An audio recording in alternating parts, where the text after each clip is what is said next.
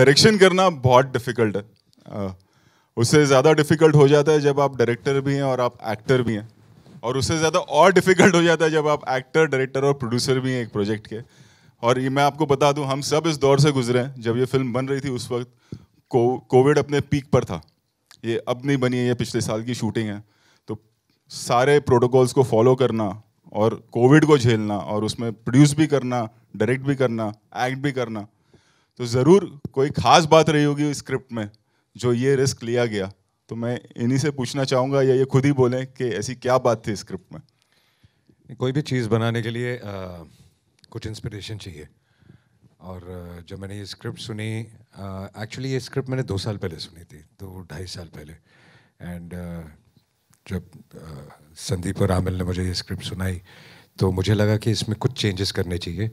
और मैंने उनको सजेस्ट किया कि ये चेंजेस करके मिलते हैं। उसके बाद 1.5-2 साल हम भूल गए, लॉकडाउन में बैठे थे। और फिर मुझे याद आया कि यार वो एक स्क्रिप्ट बहुत अच्छा था, इन्होंने चेंजेस किए हैं कि नहीं किए हैं। तो इन्हें बुलाया गया और इन्होंने वो चेंजेस काफ़ी किए हुए थे। तो स्क्रिप्ट बहुत इंस्पायरिंग हुई। और जैसा कि रोहित ने कहा भी कि it is based on true incidents, basically one incident, लेकिन कुछ चीज़ें ड्रामेटाइज भी की जाती हैं।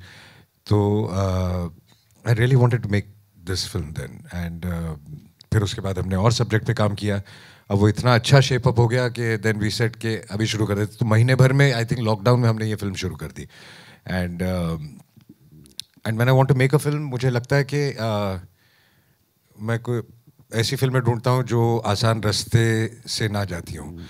तो बहुत मुश्किल था ये नए विजुअल्स क्रिएट करना, क्योंकि पिक्चर आसमान में, हवा में, बादलों में, फिर धरती पे। तो इट वाज वेरी एक्साइटिंग। जब स्क्रिप्ट आई तो एज एन एक्टर आपने सोचा या प्रोड्यूस करूंगा या एक्ट करूंगा, या पहले से था कि ये स्क्रिप्ट मैं ही डायरेक्ट करूंगा? ये स्क्रिप्ट मैं डायरेक्ट करूंगा। फिर उसके बाद मैंने सोचा एक्टर किसको ले, फिर मैंने सोचा अपने आप को ले लेता हूँ। फिर मैंने सोचा इसको प्रोड्यूस कौन करेगा, फिर बोला मैं ही कर लेता हूँ। अच्छा, ये इनकी पुरानी आदत है। जब हम लोगों ने राजू चाचा भी बनाई थी तो यही हुआ था, प्रोड्यूस कोई और करने वाला था। सडनली एक दिन हम सबको ऑफिस बुलाया गया आधी रात को एंड कहा कि ये फिल्म मैं प्रोड्यूस करूंगा। ये कई बार ऐसा करते हैं, तो ये पुरानी आदत है इनकी, कोई नई बात नहीं है। एंड अब आपके जो को पायलट हैं उनको स्टेज पे बुलाते हैं। Rakul please come. जब पहला फोन आया होगा एडीएफ से, तब कोविड चल रहा था फॉर श्योर। ऐसी क्या बात है कि आपने बोला नहीं करते हैं चलो? और इनको सेट पे भी कोविड हो गया। हाँ, इनको सेट पे भी हुआ था। एक्चुअली मैं वेट कर रही थी कि कोई काम शुरू करे, so I jump to it and I start from the beginning. पहले कॉल आया, फिर मुझे स्टोरी के बारे में बताया गया, which I immediately, I think in a day I heard the script and I said I am doing this because it was so refreshing to hear something which you have not seen before. ऐसे visuals नहीं देखे गए, या ऐसा role, या ऐसी story, and specially when it's a true incident it always inspires you. So I said let's do this. And because Covid चल रहा था, I was that one person who was itching to go to work. I said मुझे please घर पे नहीं बैठना, मुझे काम करना है। So then there was no fear, but I think while we were shooting is when I had Covid and I remember first thing I cockpit में मेरे साथ काम करके, और इतना सा कॉकपिट है। And I mean COVID is strange. Sir and I were in that cockpit all through the day. Evening I had body aches, and the next day when I got to know, then I messaged him. I said, sir, what about shoot? He said, relax, you first get well soon and then we'll get back. But then we got back. Sir, आपने 1999 में हिंदुस्तान की कसम में काम किया था Amitabh sir के साथ, जो आपके पापा वीरू देवगन ने डायरेक्ट किया था। Like, how was the experience working then with Amitabh Bachchan, and how long you have been waiting? कितना लंबा इंतज़ार आपको करना पड़ा कि अमिताभ सर के साथ एक बार फिर से आप काम करें, और सिर्फ ना काम करें बस, बल्कि उन्हें डायरेक्ट भी करें? जैसा कि अमित जी ने भी कहा, आई थिंक जब मैं छोटा था तब से मैं सेट पे जाया करता था, तब से मैं उनको जानता हूँ। और उन्होंने मुझे हमेशा बहुत प्यार दिया। सिर्फ हिंदुस्तान की कसम नहीं, मैंने उनके साथ बहुत सारी फिल्में। मेजर साहब उसी वक्त, मेजर साहब है, खाकी है, मेरे ख्याल से 7-8 से ज़्यादा फिल्में हैं उनके साथ। और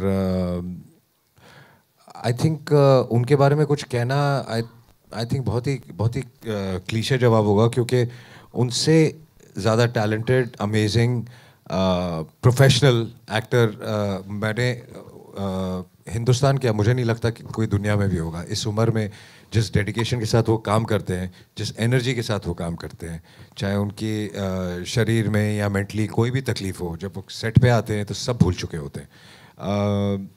मैं जब भी उनको देखता हूँ तो मुझे ऐसे लगता है कि उनसे कुछ ना कुछ सीखने को ही मिलता है और एक ऐसी इंस्पिरेशन मिलती है जिसकी वजह से हम और बेटर काम कर सकते हैं। So he is a legend. In the trailer, there's a dialogue कि some days I love my job and some days I hate my job. As an actor on set, we would like to know the day probably you loved your job the most and the day you hated your job the most. Thank you so much. You like the trailer? Yeah, I think ये सभी के साथ होता है. I think we all love our job, but कुछ दिन ऐसे होते हैं जिस दिन आप maybe you're mentally or physically under the weather or something. उस दिन आपको ऐसे लगता है कि यार आज मैं काम पे नहीं जाऊँ. You hate your job. So आपके साथ कभी ऐसा हुआ कि यार आज अगर एक छुट्टी मिल जाए तो? सर कल ही हो रहा था, सोच रहा था आज छुट्टी मार लूँ. तो फिर क्यों आए आप? सर क्योंकि आपका ट्रेलर मिस नहीं कर सकता. बहुत बहुत शुक्रिया, बहुत बहुत शुक्रिया. तो आप खुश हैं कि आप आए कि आप? सर बहुत ज़्यादा. Thank you.